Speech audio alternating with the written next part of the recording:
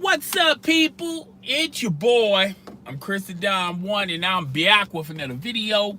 Rate, comment, subscribe. Please do not forget to hit the notification bell so you'll know when my next video or live stream goes down. Subscribe and enjoy. You will not be disappointed. This is not going to be a long live stream, okay? I'm going to talk briefly about KD, Chris Broussard, and social media. And we can all learn a thing or two about this story in social media. Now, this story is going to have some little, even though it's going to be the truth, it's going to have some embellishment in it. It's going to have some little white lies in it. It's going to have it's going to have a little of what you thought of that person and your interpretation of friends or being close to someone, and a misconception, and a lot of things, an illusion. Okay, this is one of the reasons why I, as well as others, say to social media, everyone mix their real friends with social media friends, thinking they're one and the same, and they're totally not one and the same. You know, your real friends are going to be there for you day and night, night and day. Your real friends support you. Your real friends know your family, you know, and you know their family. And I'm not saying you can't do none of that stuff on social media, but what I am saying is, with social media, you can't really interpret it. Someone who follows you or someone who likes you, you can't put them in the destination of friend. You can say that's a social media. If you want to say social media friend, that's fine. If you want to say social media follower, that's fine. If you want to say that's someone that follows you, or he or she follows you, that's fine. But when you start going into that's my real friend, that's where I, disagree with you. And that's what's going on with Kevin Durant and Chris Broussard. Now, this happened a couple of days ago where Chris Broussard made an article talking about the Warriors are, better without Kevin Durant. And he's been pushing this narrative for the past couple of weeks. I don't know if anybody noticed it, that he's basically saying having Kevin Durant on the Warriors is not a necessity, it's a luxury, okay? Basically implying that they really don't need Kevin Durant, okay? Kevin Durant needs the Warriors. And, it draws a lot of storylines to earlier in the season where Draymond Green got into it with Kevin Durant, called him the B word, and basically said that, bro, you need us. We don't really need you. We won without you, okay? Which is all true. But see, what a lot of people are, if you want to tell that story, don't forget to add the other parts of this story to make it a full story. Draymond Green and the Golden State Warriors, as well as the organization, came to Kevin Durant after they lost to the Cleveland Cavaliers. They had a 3-1 lead, and the Cleveland Cavaliers came back and won that championship. And from since on, Draymond Green has been communicating with Kevin Durant about possibly him coming to the Golden State Warriors. And since then, they've been an unbeatable team, okay? Instead of the big three, you have a big four with the Golden State Warriors. So that's where all of this is coming from. Now, if you want to say Kevin Durant is oversensitive, go right ahead.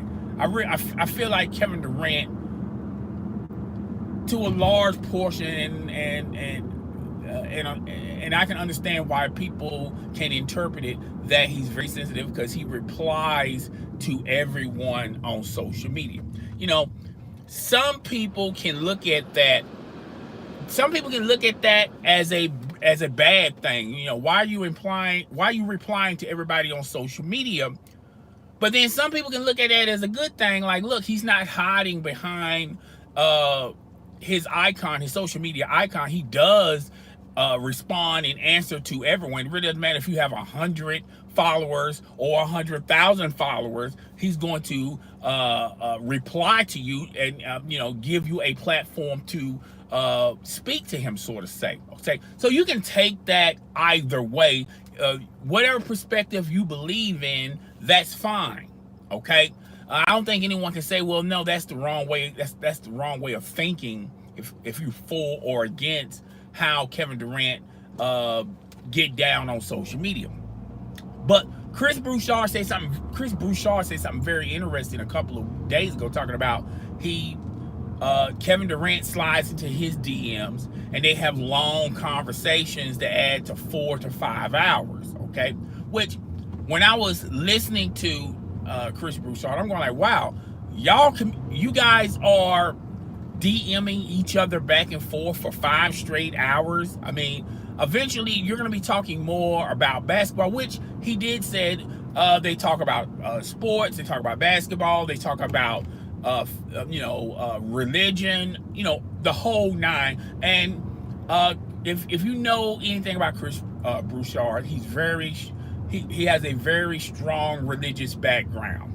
Okay, he has that preacher man persona about him. He's not too strict. He lets you do you, but your lifestyle is not going to clash in what he believes in. Okay, and I can respect somebody like that, and I'm pretty sure you can too. So I said 5 hours, man. Y'all talking 5 hours straight. Okay, and it's not one occasion, several occasions.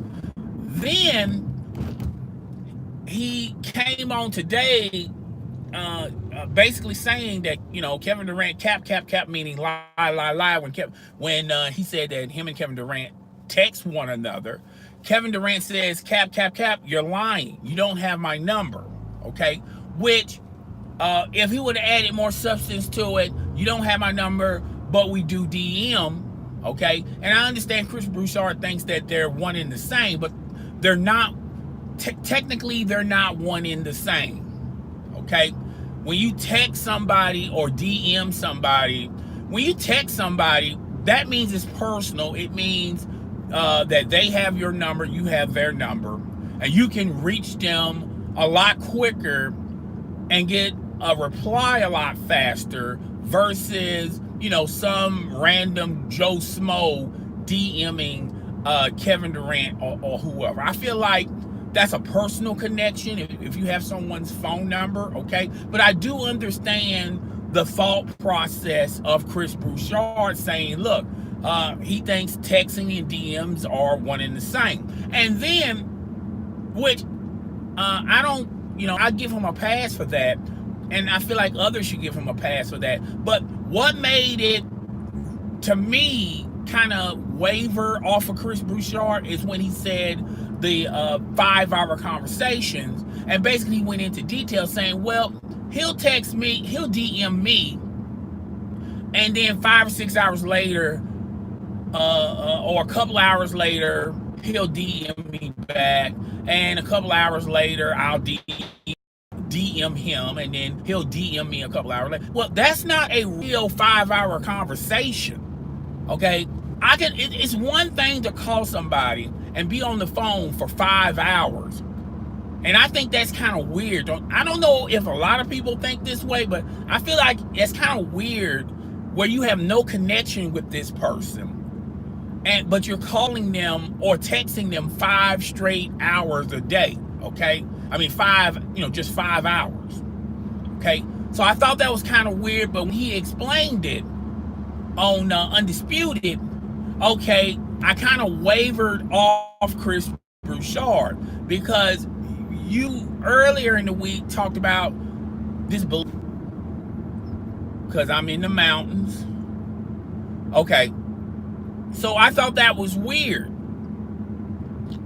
So I feel like this whole thing has really nothing to do about anything, and you can learn from even something like this, is that you can't put you can't label people as your friends and families when you don't really have a physical or a spiritual connection to them. And I don't see how you can do that through social media. Just because you follow somebody and you retweet or like or go to their live streams or slide into their DMs or sort of say, that doesn't necessarily make you that doesn't mean that you have established a relationship with that person.